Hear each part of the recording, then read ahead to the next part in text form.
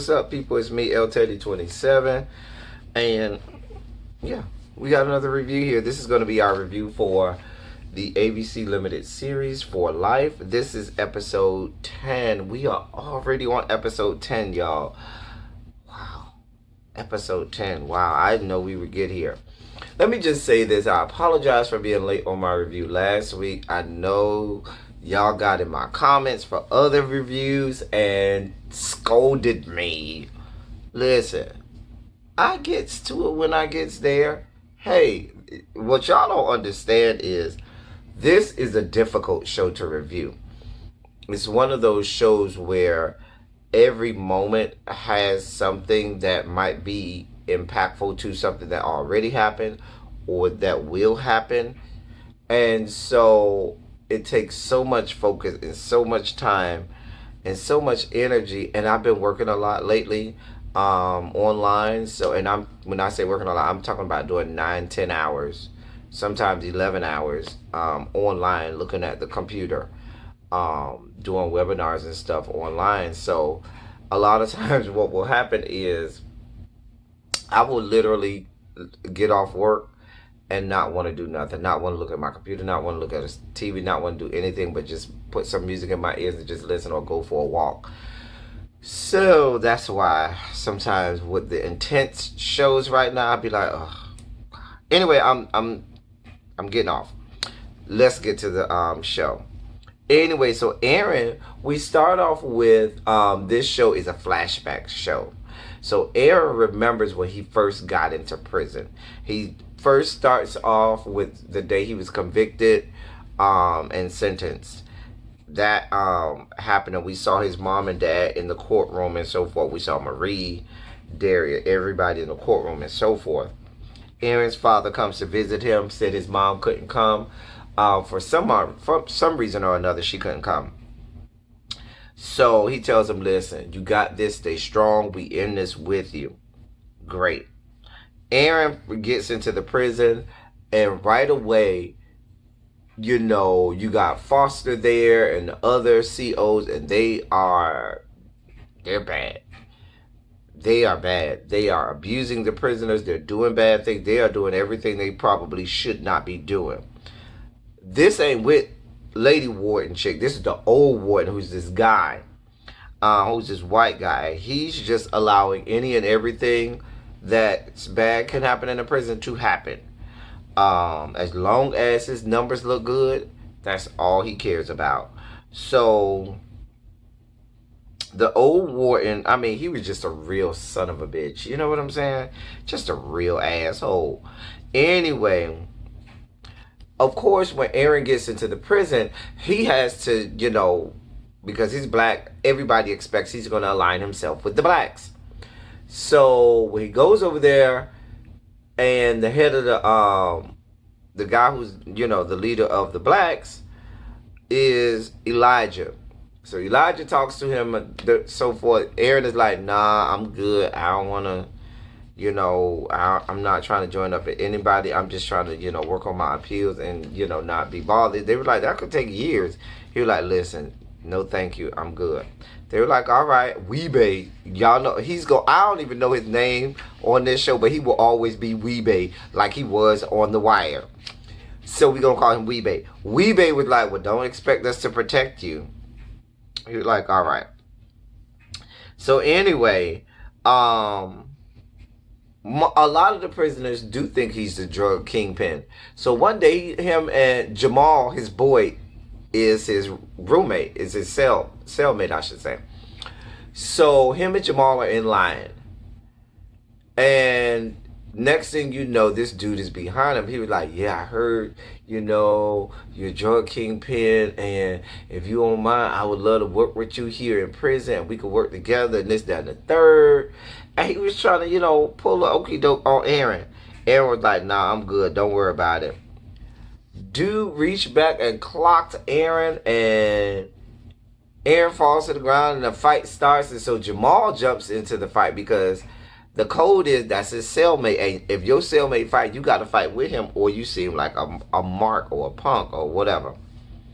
So what happens is They all get put into prison. Not prison, Lord. They're already in prison. In solitary, okay? So Jamal and Aaron are in solitary. They like, listen, we got to get out. He been in there for a week. He be like, While he's in solitary, he goes see the prisoner rep, who's this white guy, little white guy who don't give a shit. White guy was like, listen, they done got y'all for contraband because they said y'all had potatoes in y'all cell, and you could use potatoes to ferment them to make liquor or contraband. So they finna keep y'all in there for 3 months. Aaron was like, I know you the fuck lying. He was like, wait a minute, so what are you gonna do to combat this? And he was like, I ain't gonna do nothing. My take is do your time, stay down. Listen, the warden here is a dictator. We don't need to fight. We don't need to make no waves. We need to just keep the way it is and keep it pushing. Aaron was like, I don't agree with that. He was like, well, represent yourself. Here's a little book of code of conduct or whatever it is. He was like, all right, no problem. Aaron goes in there. Guess who's sitting as the arbitrator? A state senator. What state senator, mind you? Roswell. Roswell is still a state senator at this point. So he's the arbitrator at this time. This is, I think, their first time meeting. So Aaron masterfully defends. He done found some clause in it because he was saying that they cannot have the books said that they could not have food that must be cooked in their cell. But everybody knows that a potato can be eaten raw or it can be eaten cooked. You don't get sick from eating a raw potato. So Aaron takes out the potato, eats it, has Jamal eats it, and so long story short, he wins the case. They get out of solitary. Foster was the one that was going against them in this case, before Roswell or whatever. Foster's real upset about it. So Aaron gets ready to go back to the cell. Baby, the COs put the 1s and 2s on him, and they break his arm or sprain his arm or something like that. So he's in prison. He's in the calf, and the dude that pushed up on him earlier that got him in all of this came up to him and told him, I told you this ain't over. I'm going to get you one way or another. Basically saying, nigga, I'm going to kill your ass. So Aaron is like scared. So Aaron gets up, goes over to Elijah and the blacks. And he was like, man, I need some protection. Can y'all protect me? They looked at him like, we told you. Hell no. When we tried to get you to align with us, when you first got here, you tried to act all bougie. So no, we can't do nothing for you. Weebay tells him, well, you might want to get him before he gets you, if you know what I know. So there, Aaron is like scared at this point. Aaron calls Darius. Darius comes in, okay? Oh, mind you, did I tell you that the warden saw the COs beat him up over the surveillance and was okay with it, sanctioned it, and was okay with it? Anyway, Aaron tells Darius, listen, if Darius comes to visit him, he tells Darius, listen, if anything happens, I'm gonna put you as my point of contact because I don't want them to call Marie and tell her first. I want them to call you, and you can go and tell Marie what, if anything bad should happen. He was like, what you mean? You expecting somehow? He was like, you never know, just in case. So after that, Aaron goes up to Weebay in the courtyard. Aaron says, listen, I want to take you up on your offer. Listen, I want to get him before he gets me, but you know, I need to know what I need to do. He was like, listen, Weebay say, we can protect you, but you're going to have to do the deed yourself. So he says, okay. So they in the kitchen. The dude is in the kitchen because he work in the kitchen. The blacks are in there. So the blacks, they hold dude down. Weebay give Aaron a little shank. Aaron goes up to the dude. The dude is screaming, hollering, crying, oh no, I have kids. Please don't kill me. Please, please, please. Aaron can't do it. Aaron puts down the shank, walks away. Inevitably, you know, they still had to kill the dude because y'all know the dude gonna end up snitching and telling, so they got to deal with that.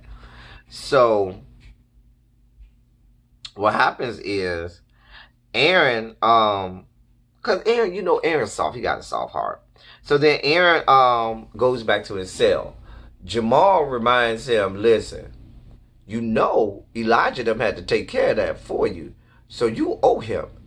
He was like, you need to go work that out. So Aaron's like, shit.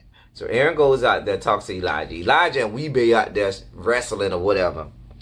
And Aaron was like, listen, I know this is bad, but he said, listen, if you want, your boy is in solitary. I can represent him and get him out of prison. And get him out of solitary. So Elijah's like, but you not even a paralegal. And we already have a prison rep. He was like, well, the prison rep is voted on. So y'all can vote me in. And I already found this little clause inside the little code of conduct or whatever the prisoners have from the warden. And he can get out and be back in Gen Pop based on me getting the stuff reduced.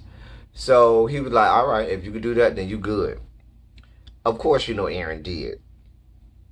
So then the warden calls Aaron into his office. Warden in there eating sushi. Okay, eating sushi. Not being bothered. Because the COs are out there doing all of the bad stuff. The COs are keeping everybody in line. So his job is real easy.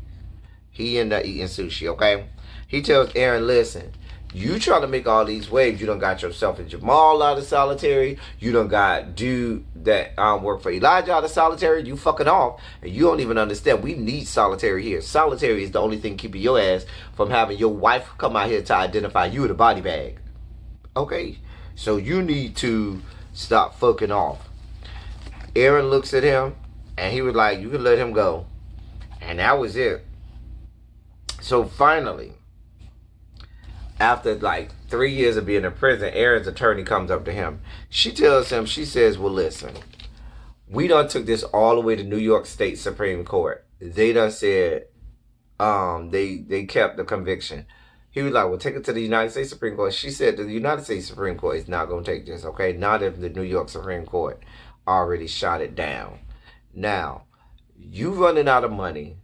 We done did every appeal known to man. I'm out. It's nothing I could do for you. So he brings up, but what about, getting a retrial for, I think, habeas corpus or something like that. She was like, and so she spells out exactly what it would take to do that and tells him why that would, at this juncture, that's not possible. And he made a mental note of that. He made a mental note of that so that he would know exactly what it would take to get a retrial, because he knows at this point he's out of appeals. That's his only method out now. So then Aaron calls Roswell, okay? And I'm sorry. Aaron's is in the library. He's somewhere, I forgot where he was, but he sees these 5 law books. And he looks at them and he's like, because this is after he realizes that, God, shit, I ain't got no more appeals. He looks at it, he says, well, let me take up law.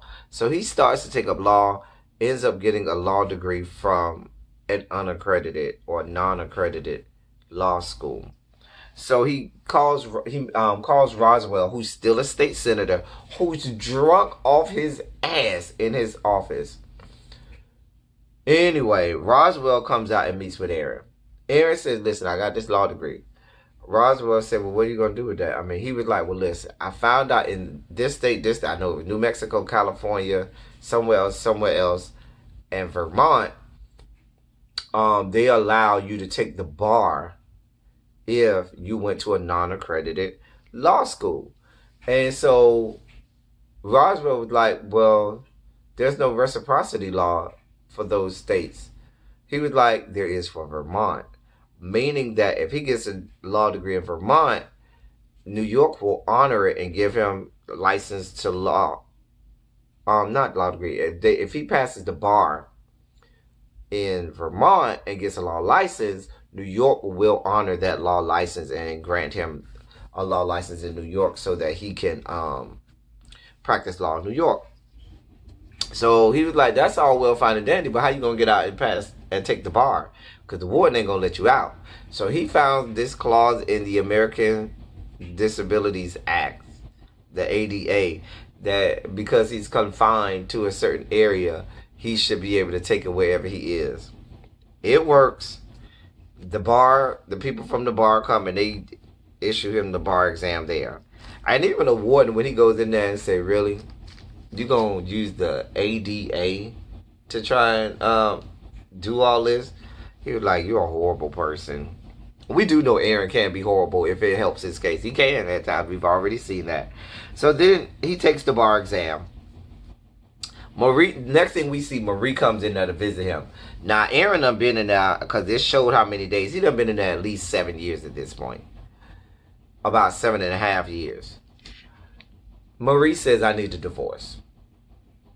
Aaron is tore up. You know, the same old, same old. No, why now? Da da da da da, so forth and so on. He's so up. He goes back to his cell, breaks down. Jamal is looking out for him because he don't want his roommate to be seen as unsolved, you know, as weak. So he takes the radio and turns up the volume on the radio so people can't hear Aaron breaking down and crying. Jamal is his boy, and now we see why him and Jamal is so tight. Because when we first started the show, we didn't know him and Jamal were cellmates. We just know that they are in prison together. So we just thought that was his boy. They were cellmates until the new warden came. So it all makes sense why Jamal protects him. Jamal has been protecting Aaron since Aaron got there. And Aaron has looked out for Jamal too. So now we see why they have such a closeness and a bond. And I like the relationship between Jamal and Aaron. It's real. I really love that. To me, I love that relationship between Jamal and Aaron. All right. So then, Roswell, Aaron still has to go before this board before he can get a law license that speak to his character and so forth. I forgot the name of the board. If he passes that board, they'll give him his license. Mind you, he's a felon in prison, so that might be hard. Roswell represents him. Roswell at this point is still a state senator. He's up there representing Aaron before this board, talks all nice. Aaron's dad is there, so forth and so on. And after that, we don't find out nothing. We don't know, but Roswell gives a great argument for why Aaron should be granted his law license. Aaron then gets a visit from Darius. Now, we are about more than 8 years into him being in prison. Darius tells him, listen, I'm moving in with Marie. Aaron was like, when what? Who? Wait, what? Fuck you mean you moving in with Marie? A mess. Of course, he gets angry, goes off, because he wants to know how the fuck long this has been going on. Because you don't expect me to believe it's been going on only since Marie asked for the divorce. Aaron is livid. Because remember, Aaron was going to Darius and using Darius as the person, as his confidant, as his go-between on the outside. And it just does not seem legitimate and good. It doesn't seem honest. And we said that from the beginning. Even though from what we see, it does seem like Darius was ended up being a good person. But, you know, just looking at all of the optics don't look good for Darius. So he tell him, don't come back here and visit me no more. Fuck you and fuck your life. Darius leaves. Okay? Roswell then comes to visit Aaron. Roswell's all beat up. He done been in a car accident. Roswell done got arrested on his 3rd DUI, okay? So they done forced him to retire from the New York State Senate. And so forth. Aaron then gets, and so Roswell is, you know, kind of upset about that. But he knows he got to get his life together. He was like, well, I'm 5 days sober. I was like, you know what? A mess. So then next thing you know, we see Aaron gets his letter. He's in the cab. Him and Jamal and some of the boys are in the cab getting, he gets the letter. He passes the bar, and so forth. So now he can practice law. And so then we see Roswell also reminds Aaron that without being in the state Senate, he can't protect him against the warden and all of the awful things the warden does.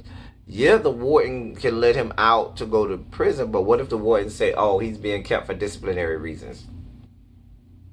There's nothing they could do about that. So he was like, "We got to do. What do you want me to do?" So he was like, "But I can tell you, there are some progressives on the prison board that are looking for change and looking for things to go a little different in prisons. So maybe we could do something with that." So Aaron comes up with this plan. Aaron meets with the heads of all of the groups, all of the gangs and groups or whatever in the prison, the areas, the Latinos, the Asians, the blacks, all of the heads. It says, "Listen, I got a plan. We can get the warden out of here and get, stuff better for us here in the prison." So they're back and forth. Yes, no, this is could be sketchy. It's not guaranteed. Maybe it might go good, it might go bad. We may get somebody worse, but Aaron's like, there's no guarantees, but we won't know until we try. So they give Aaron a chance. So then they done got letters sent to the board from prisoners about how they've been treated. They even got letters from prison doctor about the treatment of the prisoners there and some of the horrible things that the warden sanctions and allows to go on. So the guy from the prison board came and visited the warden and told him, "Listen, is any of this substantiated?" Next thing we know, we seeing the warden writing his resignation letter and packing up his things. The warden had to retire. And then we get the new warden, lesbian chick. She comes in, introduces herself, and makes sweeping changes. No more windows with the phone for the visitations. They can meet, they can have direct visitation sitting at the table. No more two to a cell, because those cells was real small to have two people in, but no more two to a cell, one to a cell, because it was really too small for two people to be in, and so forth. So that's how Jamal and Aaron got split up from being cellmates, and Aaron gets to meet his daughter face to face because they didn't want the daughter to see Aaron behind the glass. So Aaron finally got to see his daughter and hug his daughter and see his daughter after the new warden came in. So then the warden meets with Aaron for the first time, and they talk. And she says, "I wanted to meet the guy who's responsible for me being here." He says, "I wanted to meet the person responsible for me being able to hug my daughter after all these years." So that's that first, initial conversation that they have with each other. And we see immediately they have a bond. So then we get back to present day. And Aaron was going through all of this, commiserating and, waxing nostalgic and all of this stuff, because he has the impending case for his retrial. That's, as he said, 68 hours away. So he's looking around the courtyard of the prison. He sees Cash, and he sees Wild Bill, and he sees Foster, and all of the other, agents in this whole prison thing. And he was like, "Yeah, 68 hours doesn't seem long, but a lot can happen in 68 hours. And it kind of goes off from there. And that was the end of the episode. It was another good episode. It was great I like that they, every so many episodes gives us these flashbacks so we can get more of the backstory and see how things got to where they are today. So I think that was important. I'm glad they did that. I love the backstory of what Aaron had to go through with the previous warden and with Elijah and them. Now, we also found out, I forgot to tell y'all, that he got his burner from Elijah. Elijah gave him the burner as a gift. Now, I don't know what happened to Elijah. We never find out what happened to Elijah, because we know in present day Elijah isn't there. Wee-Bey is still there, but Elijah not there. And we know at this point Cash done took over. So maybe we'll get that story, but we learned that the burner came from Elijah as a gift. That's all I got until next week. I'm not that far. I'm only 2 days after, really a day and a half after, because it came on Tuesday night, but I ain't that far behind this time. That's all I got for y'all. Until next time, thank y'all for coming. Y'all drive safely.